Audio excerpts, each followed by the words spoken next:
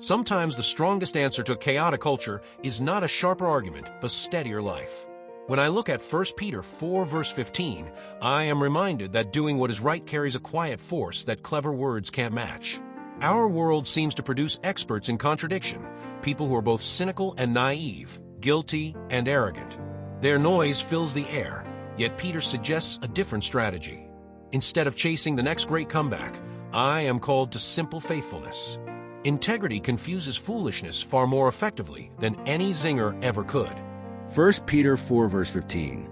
For such is the will of God, that by doing right you may silence the ignorance of foolish men. Sometimes the most powerful way to confront a chaotic culture is not with louder words, but with a quieter life. When I return to 1 Peter 4 verse 15, I am reminded that Peter wrote to believers who were surrounded by misunderstanding and suspicion. His counsel is almost disarmingly simple. He tells them that doing what is right has the power to silence the ignorance of foolish people. He does not point them toward sharper rhetoric or more strategic rebuttals. He directs them toward faithful living. When I look at the world around me, I often feel as though foolishness is not only common, but strangely admired. Our environment seems to generate experts in contradiction. I still marvel at how someone can carry a deep sense of guilt while acting as if they are above correction. I marvel at how a person can be thoroughly cynical and yet astonishingly naive at the same time. The mix should not be possible, yet it appears daily across platforms and conversations. These patterns fill the airwaves with confusion and noise.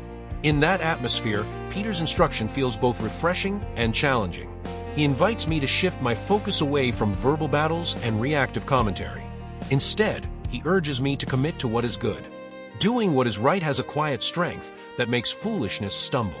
When I choose integrity instead of one more clever line, when I offer patience instead of irritation, when I practice consistency instead of posturing, something changes. Foolish accusations lose their weight because they cannot find truth to cling to.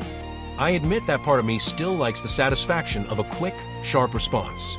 There is a momentary thrill in delivering a line that lands well. Yet Peter calls me to something deeper. He calls me to set aside the pursuit of verbal victories and embrace a life shaped by Christ-like character. When I choose to do what is right, even when it goes unnoticed, I am walking in a path that speaks more clearly than any zinger I could craft. In the end, that is what truly silences foolishness. Not brilliance, not force, a steady life that reflects the goodness of God. And that is my thought for today. God bless and have a great day.